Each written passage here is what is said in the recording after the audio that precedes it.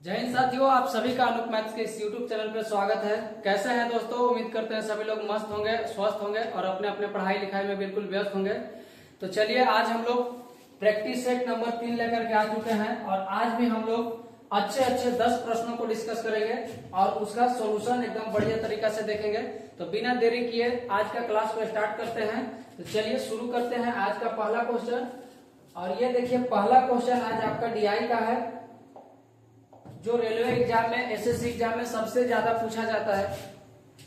तो डीआई का ये क्वेश्चन है जो आरआरबी एनटीपीसी 3 मार्च 2021 शिफ्ट 1 में पूछा गया सवाल है।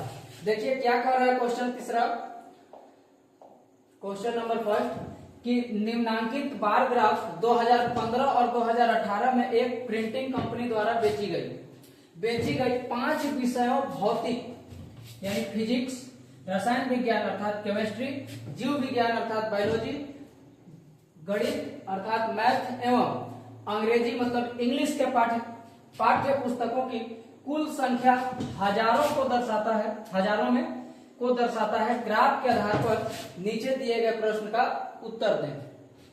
नीचे देखिए क्या बोला गया है। नीचे जो आपका क्वेश्चन है, मेन क्वेश्चन आपका यहाँ है, बस इंफॉर्मेशन दिया गया है। नीचे क्वेश्चन क्या कर रहा है कि 2015 में बेची गई गणित की पुस्तकों की संख्या 2016 में बेची गई गणित की पुस्तकों की संख्या के कितने प्रतिशत के बराबर है। बिल्कुल आसान सवाल ऐसा होता है। डीआई का अधिकतम सवाल 90% सवाल जो होते हैं एकदम आसान होते हैं, इसको देख के घबराना नहीं है। तो हम उम्मीद करते हैं कि आपको अगर ये डायग्राम दिखाई दे रहा होगा तो ये देखिए, यहाँ लिखा गया है 2015 और यहाँ लिखा गया है 2015 और 2016। इसमें जो डायग्राम दिया गया है इसमें आपको 2 कॉलम दिखाई दे रहे होंगे, जिनमें पहला कॉलम 2015 को रिप्रेजेंट कर रहा है, ये 2015 है, और दूसरा कॉलम 2016 को रिप्रेजेंट कर रहा है। राइट, आपको अगर दिखाई दे रहा होगा तो ये 2015 को रिप्रेजेंट कर रहा है और जो बाद वाला है ये 2016 को रिप्रेजेंट कर रहा है। और सभी में इसी प्रकार से पहले वाला 2015 का और बाद वाला 2016 का। और इसके बाद अगर आगे आपको कुछ दिखाई दे रहा होगा तो लिखा होगा यहाँ पे फिजिक्स, ये फिजिक्स अर्थात भौतिकी है, ये केमिस्ट्री यानी पहला कॉलम जो है फिजिक्स का, दूसरा कॉलम केमिस्ट्री का, तीसरा कॉलम बायोलॉजी का, चौथा कॉलम मैथ्स का और पांचवा जो सबसे लास्ट में है वो आपका इंग्लिश का है। तो हमको ट्यूशन में किसके किसके बारे में इंफॉर्मेशन बताना है भाई। 2015 में बेची गई गणित की पुस्तक, तो 2015 में हम लोग मैथ में चलेंगे। तो मैथ्स का यहाँ चौथा डायग्राम है जिसमें पहला वाला 2015 का है। तो इसमें गणित कितना बेचा गया भाई, आपको अगर नहीं दिखाई दे रहा होगा तो हम लिख दे रहे हैं कि ये 34 है। कितना है? 34। ठीक है, यानी 2015 में मैथ्स में टोटल 34,000 बुक को बेचा गया। कितने बुक को बेचा गया दोस्त? 34,000 बुक को बेचा गया। जबकि आगे बोला है कि 2016 में बेची गई अंग्रेजी की पुस्तकों की संख्या। तो इंग्लिश सबसे लास्ट में, पांचवा कॉलम आपका इंग्लिश का है और 2016 दूसरा कॉलम को रिप्रेजेंट कर रहा है। 2016 दूसरा कॉलम को रिप्रेजेंट कर रहा है। तो इसमें जो इंग्लिश है आपको अगर नहीं दिखाई दे रहा होगा तो हम इसको हाईलाइट कर देते हैं, ये 20 लिखा गया है। यानी 2016 में इंग्लिश का जो पुस्तक बेचा गया है वो कितना बिका है भाई? 20,000। राइट, 20,000। अब आपसे 1000 मतलब के, ठीक है, लेकिन यहाँ 1000 का कोई जरूरी है नहीं। अब हमसे पूछा है क्या, आगे पढ़िएगा, कि 2015 में बेची गई गणित की पुस्तकों की संख्या 2016 में बेची गई अंग्रेजी की पुस्तकों की संख्या के कितने प्रतिशत के बराबर है। यानी मैथ्स का जो बुक बिका है वो इंग्लिश के बुक का कितना परसेंट है। तो यहां से हम लोग इसको फाइंड करना चाहें तो मैथ का बुक कितना बिका है भाई 2015 में? 34,000। यहां लिखते हैं, हम लोग लिखेंगे 34,000। किसका पूछा है? इंग्लिश का। इंग्लिश कितना बिका है? 20। परसेंट में कैलकुलेट करना है तो 100% से गुना, यानी 20 पचे 100 और 34 पचे कितना हो जाएगा? 30 पचे 150 और 4 पचे 20, 150 और 20 170, अर्थात 170% आपका क्या हो जाएगा? करेक्ट आंसर हो जाएगा। बिल्कुल आसान सवाल होते हैं ऐसे, बस आपको देखने में थोड़ा बड़ा लगेगा लेकिन क्वेश्चन सबसे इजी होते हैं। पढ़ते हैं अगले क्वेश्चन की तरफ। और ये रहा अगला क्वेश्चन आपके सामने, बोट एंड स्ट्रीम का नाम और धारा का बताइए कैसे बनाएंगे। देखिए क्या बोला गया है, कह रहा है कि एक जल धारा की चाल 3 किलोमीटर प्रति घंटा है और स्थिर जल में एक आदमी की चाल 6 किलोमीटर प्रति घंटा है। धारा की दिशा में 37 किलोमीटर तैरने में आदमी द्वारा लिया गया समय ज्ञात कीजिए। बिल्कुल इजी क्वेश्चन है दोस्त। अगर थोड़ा सा आप लोग बोट एंड स्ट्रीम पढ़े होंगे तो ये सबसे पहला टाइप है, एक जलधारा की चाल, जलधारा मतलब धारा प्रवाह की जो चाल है वो 3 किलोमीटर प्रति घंटा है। तो धारा प्रवाह की चाल को हम लोग यू से डिनोट करते हैं। तो u बराबर कितना दिया है, 3 किलोमीटर प्रति घंटा। इसका स्पीड कितना है, 3 किलोमीटर प्रति घंटा। और स्थिर जल में एक आदमी की चाल कितना है, 6 किलोमीटर प्रति घंटा। आदमी को हम लोग v से डिनोट करते हैं। तो ये है आपका कितना, 6 किलोमीटर प्रति घंटा। अब बोला है कि धारा की दिशा में 37 किलोमीटर तैरने में आदमी द्वारा लिया गया समय ज्ञात कीजिए। तो जब धारा की दिशा में जाता है, एक बात याद रखिएगा कि जब धारा की दिशा में अगर कोई नाव तैरता है, नाव जाता है या कोई व्यक्ति तैरता है, तो उस समय स्पीड जुड़ जाता है, यानी v प्लस यू हो जाएगा धारा की दिशा में, जिसको बोलते हैं डाउन स्ट्रीम। राइट, क्या बोलते हैं इसको, डाउन स्ट्रीम। डाउन स्ट्रीम मतलब धारा की दिशा में। जब धारा की दिशा में जाता है तो चाल जुट जाते हैं, तो जुट जाएंगे तो क्या हो जाएंगे भाई, 6 प्लस 3 अर्थात धारा की दिशा में 9 किलोमीटर प्रति घंटा की रफ्तार से आदमी चलेगा। ठीक है, यदि अगर बोलता कि धारा की विपरीत दिशा में जाने में कितना समय लगेगा, तो उसको बोलते हैं अप स्ट्रीम। और धारा के विपरीत दिशा में चाल घट जाता है, धारा की विपरीत दिशा में चाल घट जाता है। तो ये हो जाएगा 6 माइनस 3 इक्वल टू 3 किलोमीटर प्रति घंटा की रफ्तार से जाता का किधर, अप स्ट्रीम में, अर्थात धारा के विपरीत दिशा में। क्योंकि जिस डायरेक्शन में धारा बहेगा तो कुछ स्पीड पानी का होगा अर्थात उस धारा का होगा, और कुछ स्पीड नाव का होगा। तो जब धारा की दिशा में जाएगा तो वो दोनों क्या हो जाएंगे, जुड़ जाएंगे। जबकि जब विपरीत जाएगा तो धारा अपना स्पीड से जाएगा उधर, और विपरीत स्पीड से अगर नाव आएगा या कोई व्यक्ति आएगा तो उस समय चाल क्या होगा, घटेगा, क्योंकि धारा भी अपना स्पीड से उसको बहाने का कोशिश करेगा। राइट, तो ये हो गया अप डाउन स्ट्रीम, ये हो गया अप स्ट्रीम। अब बोला है कि धारा की दिशा में जाना है तो कितना समय लगेगा, 37 किलोमीटर का दूरी जाना है। और किस स्पीड से जाएगा धारा की दिशा में, डाउन स्ट्रीम, 9 किलोमीटर प्रति घंटा। तो 9 से भाग दे दीजिए, तो ये आपका कितना आ जाएगा, 9 चौके 36 और 1 बच जाएगा 1/9, 4/1/9 किलोमीटर, सॉरी 4/1/9 घंटे का समय लगेगा। यही आपका बिल्कुल सही जवाब हो जाएगा, 4/1/9। ऑप्शन नंबर बी आपका सही जवाब हो जाएगा। उम्मीद है कि यह समझ में आया होगा। एकदम बेसिक क्वेश्चन था, आरआरबी एनटीपीसी 2021 में पूछा गया है। चलिए देखिए इस क्वेश्चन को, देखिए क्या बोल रहा है।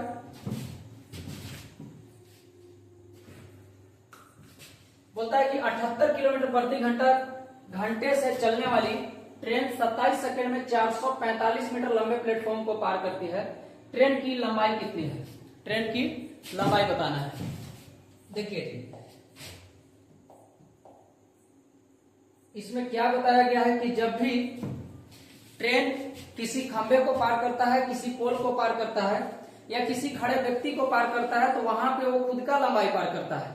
क्योंकि किसी पोल का, किसी पेड़ का, किसी व्यक्ति का कोई लंबाई होता नहीं है, तो उसको हम लोग इग्नोर करके चलते हैं। लेकिन जब ट्रेन किसी पुल को पार करता है, किसी प्लेटफॉर्म को पार करता है, किसी दूसरे खड़े ट्रेन को पार करता है, तो उस समय वो खुद का दूरी, खुद का लंबाई प्लस जो प्लेटफॉर्म है उसका लंबाई, दोनों का लंबाई को ट्रेवल करता है, दोनों का लंबाई को पार करता है।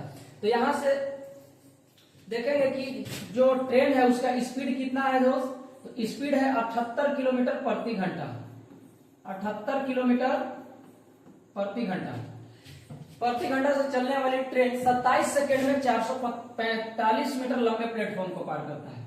यानी खुद का 445 मीटर लंबे प्लेटफॉर्म को पार किया, इसका मतलब कि खुद का लंबाई पार किया होगा प्लस 445 मीटर लंबे प्लेटफॉर्म को पार किया होगा। तो उसमें अपना लंबाई को मान लेते हैं कि ट्रेन का लंबाई L था प्लस 445 मीटर ये प्लेटफॉर्म का लंबाई हो गया, और इसको कितने सेकंड में पार किया है? 27 सेकंड में, यानी 27 सेकंड हो गया। तो ऊपर वाला हो गया आपका डिस्टेंस, नीचे वाला हो गया आपका समय। तो ये हो गया डिस्टेंस, ये हो गया टाइम। तो डिस्टेंस अपॉन टाइम क्या होता है? स्पीड। और स्पीड आपका कितना दिया हुआ है मेरे दोस्त? 78 किलोमीटर प्रति घंटा। 78 किलोमीटर प्रति घंटा। क्या ये सही है? तो नहीं। क्यों? क्योंकि यहाँ मीटर में दिया है, ये सेकेंड में दिया है, तो और ये किलोमीटर में है, तो यूनिट सबसे पहले बराबर करना होता है। इसमें यूनिट बराबर करेंगे तो देखिए यूनिट कैसे बराबर करते हैं। किसी भी स्पीड को यदि किलोमीटर प्रति घंटा से मीटर प्रति सेकेंड में कन्वर्ट करना हो तो इस समय गुना करते हैं 5/18 से। अर्थात किलोमीटर प्रति घंटा में अगर स्पीड दिया गया हो और मीटर प्रति सेकेंड में निकालना हो तो उस समय कितना से मल्टीप्लाई कर देते हैं? 5/18 से। और यदि मीटर प्रति सेकेंड से किलोमीटर प्रति घंटा में चेंज करना हो तो इस समय गुना कर देते हैं। ये उल्टा हो गया तो ये भी उल्टा हो जाएगा, 18/5 से मल्टीप्लाई करते हैं, राइट। तो ये जो 78 किलोमीटर प्रति घंटा है इसको 5/18 से मल्टीप्लाई करके किसमें बदल लेंगे? मीटर प्रति सेकेंड में। तो अब इसका यूनिट बराबर हो गया, ये मीटर, ये सेकेंड, ये भी मीटर प्रति सेकेंड। तो यहाँ देखिए कट रहा है कुछ, 9 तिया 27 और 9 दूनी 18 और 2 से ये कट जाएगा 39 दूनी 78, राइट। अब इसको जब मल्टीप्लाई करेंगे तो ये हो गया L प्लस यानी लेंथ, ट्रेन का लेंथ प्लस 445 और बराबर ये 39 और 3 इधर डिवाइड में है, उधर जाएगा मल्टीप्लाई में हो जाएगा। तो L प्लस 445 बराबर कितना हो गया? 9 तिया 27 के साथ हासिल 2 और 3 तरीके 9 और 2 11। क्या सही है? बिल्कुल सही है, कोई दिक्कत? अच्छा, एगो 5 भी छूटा है जी, तो इसमें भी 5 से भी मल्टीप्लाई होगा, तो इसको डायरेक्ट मल्टीप्लाई कर देते हैं। 5 या 15, 15 9 135, 135 का 5 हासिल कितना बचा? 13। 15 या 45 और 13 कितना हो जाएगा? 58। तो ये 588 आ गया या 585। तो लेंथ जो होगा ट्रेन का वो 585 और 445 प्लस में इधर जाएगा तो क्या में हो जाएगा दोस्त? माइनस में हो जाएगा। तो ये माइनस करेंगे तो ये 0 4 और 5 में से 4 जाएगा 140 मीटर। तो जो ट्रेन का लंबाई है वो कितना है? 140 मीटर। जो ऑप्शन नंबर बी आपका बिल्कुल सही जवाब हो जाएगा। उम्मीद है कि ये भी क्वेश्चन समझ में आया होगा। ज्यादा कुछ टफ क्वेश्चन नहीं था, बहुत ही इजी सवाल था, ग्रुप डी का क्वेश्चन है जी। चलिए अगला क्वेश्चन, अगला क्वेश्चन देखिएगा क्या बोल रहा है अगला क्वेश्चन, एक बार ध्यान दीजिए, पढ़िए।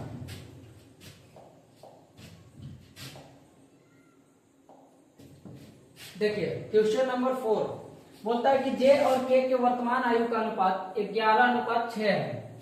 5 वर्षों के पश्चात उनकी आयु का अनुपात 12:7 हो जाएगा। के की वर्तमान आयु ज्ञात कीजिए। ये भी बहुत सिंपल क्वेश्चन है। देखिए सबसे पहले बेसिक से कर सकते हैं, दूसरा शॉर्ट तरीका से कर सकते हैं। पहले बेसिक से बता रहे हैं। एक जे है एक के है, इनका एज का वर्तमान आयु का अनुपात कितना है? 11:6। इसको 11x, इसको 6x मान लेते हैं, राइट।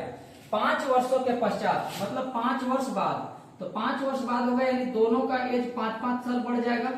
तो दोनों का एज 5-5 साल बढ़ाने की वजह से अनुपात जो बन के आया है वो कितना आया है? 12:7। इसको लिख देते हैं 12/7।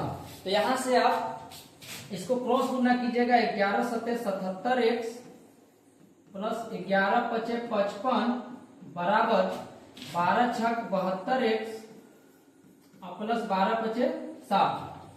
72x इधर आएगा, प्लस का है तो इधर आ जाएगा तो माइनस का हो जाएगा। तो 77x में से 72x बचेगा, घटेगा तो कितना बचेगा? 5x। अब बराबर 60 है, 55 इधर प्लस का उधर जाएगा तो माइनस का हो जाएगा 55। तो ये बचेगा कितना? 5। तो 5x का वैल्यू 5 आ गया, तो 5 से 5 कट जाएगा तो x का वैल्यू कितना आया? 1। x का वैल्यू कितना हो गया? x हो गया, ठीक है।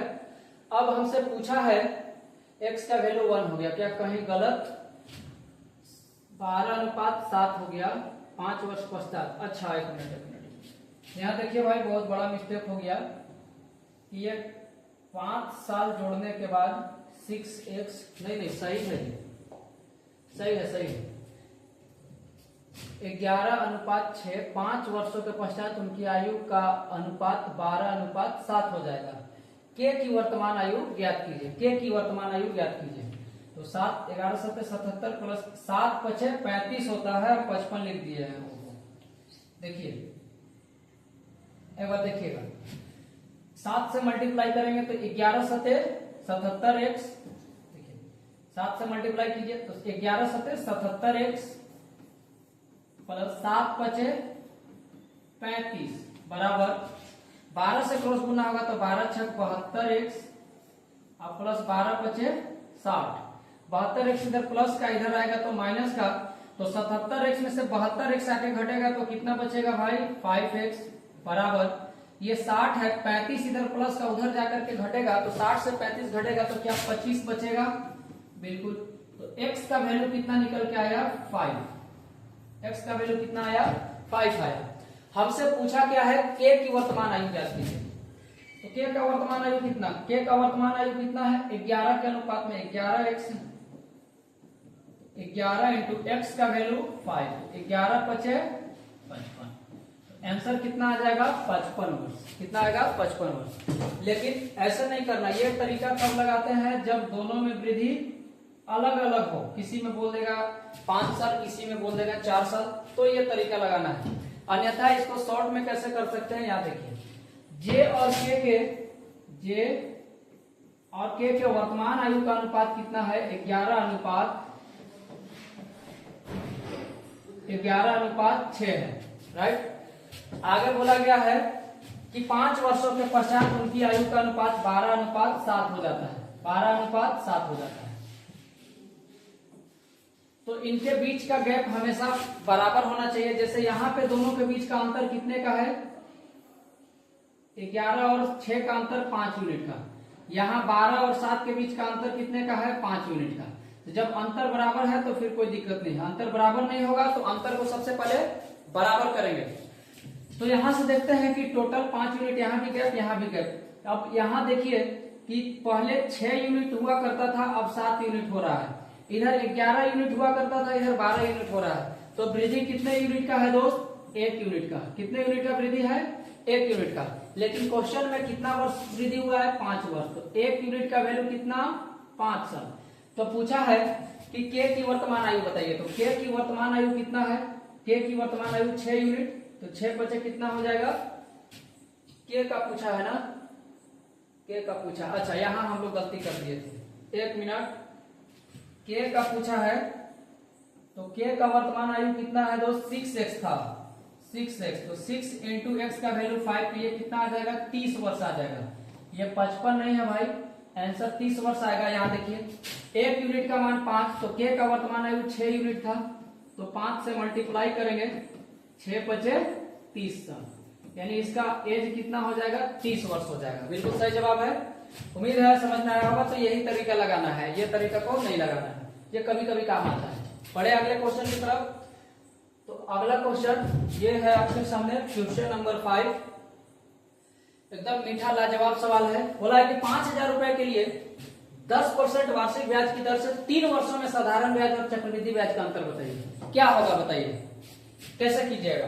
तो ध्यान से सुनिए, 2 फॉर्मूला बताते हैं साधारण ब्याज और चक्रवृद्धि ब्याज के अंतर वाला। 2 फॉर्मूला होता है, एक 2 साल का और एक 3 साल का। दोनों याद रखिएगा। ये 3 साल का पूछा है, बिल्कुल आसानी से बता देंगे। कैसे बता देंगे ध्यान दीजिए। CI माइनस SI का अगर डिफरेंस पूछे 2 सालों का, कितने वर्ष का 2 वर्ष का, तो ये क्या हो जाएगा भाई, ये होता है PR² अपॉन में 100 का स्क्वायर। ये 2 साल का फॉर्मूला है, PR² बट्टा में 100 का स्क्वायर। P क्या है, P से प्रिंसिपल यानी मूलधन, R मतलब रेट मतलब दर, ठीक है। अगर यही चीज आपको 3 साल का पूछ दे, तो जैसे इसमें 3 साल का पूछा गया है कि CI माइनस SI का 3 साल का अंतर बताइए, तो कुछ करना नहीं है। जो 2 साल का अंतर होता है वो फॉर्मूला तो यहाँ आएगा ही, PR² बट्टा में 100 का स्क्वायर, लेकिन इसमें एक्स्ट्रा ऐड होता है इंटू 300 प्लस R और बट्टा में 100, ये एक्स्ट्रा ऐड हो जाता है। ये दो फॉर्मूला आप याद रखिएगा, 2 साल का CISI का अंतर PR² बट्टा में 100 का स्क्वायर और 3 साल का CISI का अंतर PR² बट्टा 100 का स्क्वायर इंटू 300 प्लस R बट्टा में 100। इसमें हमसे क्या दिया है 5000 रुपए।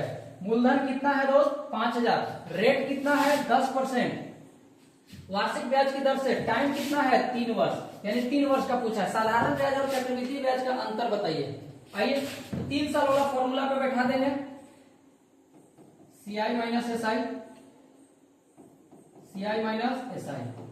प्रिंसिपल कितना है, प्रिंसिपल आपका 5000, ये 5000 इंटू रेट कितना 10, तो 10 का स्क्वायर 10 गुने 10 इंटू 100 का स्क्वायर मतलब 100 गुने 100 इंटू 300 प्लस R। 300 में R का वैल्यू 10 है तो 300 में 10 जोड़ेंगे, ये कितना बन जाएगा 310 और बट्टा में कितना हो जाएगा 100 हो जाएगा। देखिए 2 और 2 4 जीरो से 1 2 3 4 जीरो कट जाएगा, ये से ये कट जाएगा, 1 जीरो से यहाँ कट जाएगा।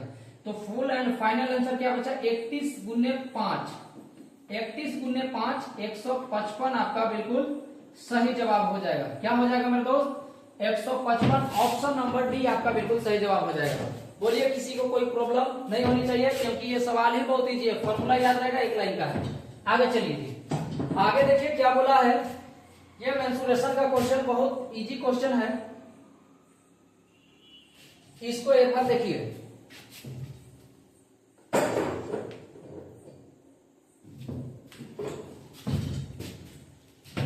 चलिए बोलता है कि दो त्रिभुजों के आधारों का अनुपात 4:5 है और उनके क्षेत्रफलों का अनुपात 8:15 है। इनकी संगत ऊंचाइयों का अनुपात कितना होगा बताएं।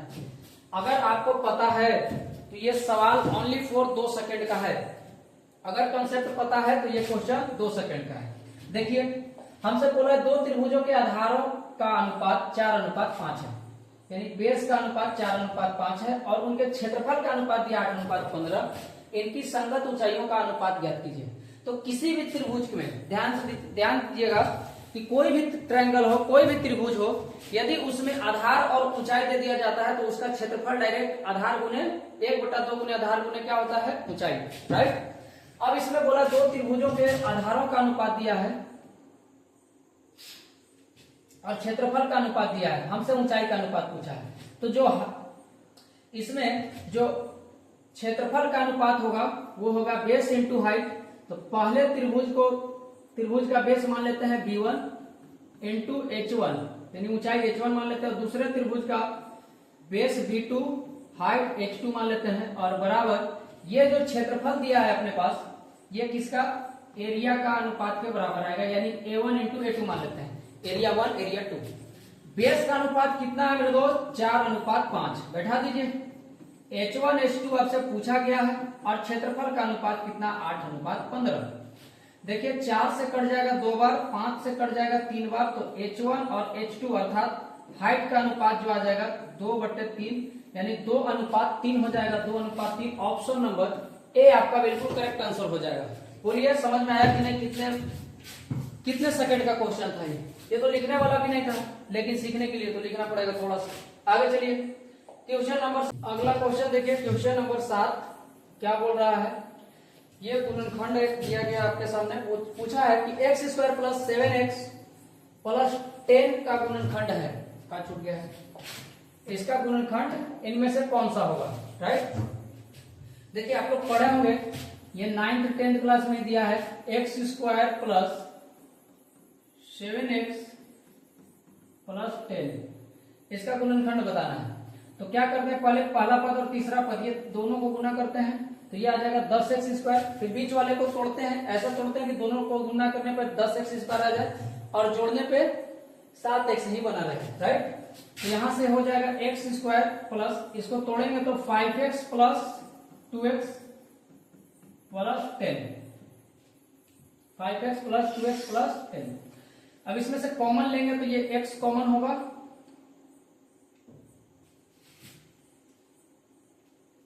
ये x कॉमन होगा, तो ये क्या बनेगा x + 5 हो जाएगा। इधर से 2 कॉमन हो जाएगा दोनों में, तो ये भी x + 5। ये गुणनखंड तभी सही होगा जब दोनों ब्रैकेट में वैल्यू बराबर आए, दोनों ब्रैकेट में वैल्यू क्या है बराबर। तो अब ये दोनों को मिला करके लिखेंगे x प्लस 2 और ये दोनों में से एक x प्लस 5। यही आपका आंसर हो गया। गुणनखंड पूछा है तो यही आपका आंसर हो गया x plus 2 x plus 5 x plus 2 into x plus 5। Option number B आपका बिल्कुल सही जवाब हो जाएगा।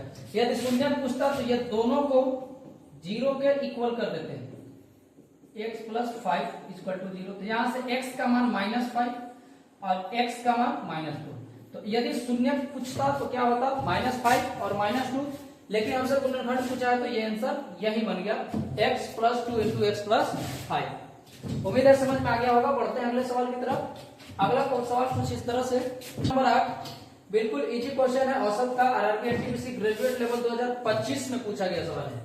बोलता है कि 50 लड़कों की एक कक्षा में से 15 लड़कों की औसत लंबाई 160 सेंटीमीटर है।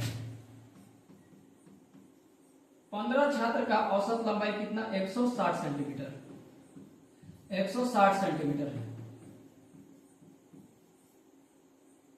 यदि शेष लड़कों की औसत लंबाई 168 सेंटीमीटर है तो 50 में से 15 इधर आ गए तो बचे कितना, 35। और इनका औसत लंबाई कितना है, 168 सेंटीमीटर। ठीक है। यदि सबका हम मान लेते हैं कि औसत सबका 160 हो, औसत मान लेते हैं 160 सेंटीमीटर हो। ठीक है। बेसिक से अगर बेसिक से बनेगा तो 160 गुने 15 फिर 168 गुने 35, फिर उसको जोड़ करके और 35 प्लस 15 50 से भाग देंगे तो भी आपका आंसर आ जाएगा। लेकिन वो बहुत ज्यादा कैलकुलेशन हो जाएगा, इससे बढ़िया इजी कर लीजिए। अब देखिए जो स्टूडेंट नंबर ऑफ स्टूडेंट है इनका रेशियो ले लीजिए, इजी हो जाएगा। 5 तिया 15 और 5 सते 35। यहाँ तो हम 160 औसत मान लिए, यहाँ 160 है, यहाँ कोई दिक्कत नहीं। लेकिन यहाँ 160 नहीं 168 है, तो कितना ज्यादा है दोस्त, 8 ज्यादा है। 8 ज्यादा कितने स्टूडेंट पे, 7 पे, तो 8 सते 56, यानी टोटल 56 ज्यादा हुए। ये जो 56 ज्यादा हुआ ये सभी में बांटेंगे, केक कटेगा सब में बटेगा। कितने में बटेंगे, 7 और 3 10 भाग में बटेंगे। तो 56 10 में बटेंगे तो ये हो जाएगा 160 सेंटीमीटर प्लस 56 को 10 से भाग देंगे तो ये 5.6। तो आंसर जो आ जाएगा 165.6 आ जाएगा, 165.6। ऑप्शन नंबर बी बिल्कुल आपका करेक्ट आंसर हो जाएगा। उम्मीद है बहुत इजी क्वेश्चन था। ये देखिए क्वेश्चन नंबर 9, ये भी बिल्कुल इजी सवाल है। एक बार इसको सोल्व कीजिए। क्या बोल रहा है कि find the value of 2 upon sine square a into sec a into 3 root under ten square a minus sine square a. तो ये बहुत इजी क्वेश्चन है। 2 upon sine square a into sec a. अच्छा, सेक ए को हम देख पा रहे हैं कि यहां से कटना है, तो सेक ए को हम 1/cos ए लिख सकते हैं, क्योंकि सेक का उल्टा क्या होता है, cos। और cos पलटेगा तो कहां चल जाएगा, ऊपर। तो इसको लिख देते हैं ऊपर में cos ए इंटू 3 इंटू ये tan स्क्वायर है तो स्क्वायर से रूट कट जाएगा, तो ये ओनली फॉर tan ए बचेगा, इंटू साइन स्क्वायर है तो स्क्वायर से रूट कटेगा तो ओनली फॉर क्या बचेगा, साइन ए बचेगा। तो साइन ए, अब इसको tan ए को हम क्या लिख सकते हैं, साइन ए बटे cos ए। इसको लिख सकते हैं साइन ए बटे cos ए। ये तो बात पता ही होगा, क्योंकि साइन ए बटे cos ए tan ए के बराबर होता है। अब साइन ए इंटू साइन ए, साइन स्क्वायर है तो ये साइन स्क्वायर ए से ये साइन स्क्वायर ए कट जाएगा, ये cos ए से ये cos ए कट जाएगा, तो क्या बचा, 2 तिया 6। आंसर कितना आ जाएगा, 6 आ जाएगा। एक लाइन का सवाल था। बढ़ते हैं नेक्स्ट क्वेश्चन, और आज का लास्ट क्वेश्चन देखिए और इसको कोशिश कीजिए। क्या बोला है, सोहन ने अपने खर्चों में 25% की कमी की, बाद में उसने खर्चों में 10% की और कमी की, उसके खर्चों में कुल मिलाकर कितने परसेंट की कमी होगा। देखिए बहुत इजी क्वेश्चन है, इसमें सक्सेसिव फॉर्मूला लगा सकते हैं। सक्सेसिव फॉर्मूला क्या होता है, x plus y plus minus x into y और बट्टे में 100। x plus y plus minus x into y बट्टे में 100। कमी होगा तो माइनस में, वृद्धि होगा तो प्लस में। पहला कमी कितने परसेंट का है, 25। दूसरा कमी कितने परसेंट का भाई, 10% का, माइनस 25 इंटू 10 और बट्टा में क्या हो जाएगा, 100। 25 और 10 35, माइनस ये एक जीरो से एक जीरो कटेगा तो 25 बट्टे 10, ये भाग देंगे 2.5। 35 में से 2.5 घटेगा तो ये हो जाएगा 32.5। तो आंसर आपका जो आ जाएगा क्या आएगा 32.5 इज द करेक्ट आंसर। इसको दूसरा रेशियो मेथड से बना सकते हैं, क्योंकि यदि जो परसेंटेज वैल्यू है वो गलती से यदि पूर्णांक में दे दिया जाए, पॉइंट में दे दिया जाए, तो इस पे कैलकुलेशन बढ़ जाता है। तो उसको रेशियो मेथड से बनाते हैं। जैसे 25% है तो 25% का फ्रैक्शन कितना हो जाएगा दोस्त 1/4 निकालने तो आता ही होगा, परसेंट हो जाएगा बट्टा में 100, 25 से 100 कट जाएगा 4 बार में, यानी पहले कीमत 4 था, अब 1 का कमी हो जाएगा तो 3 बन जाएगा।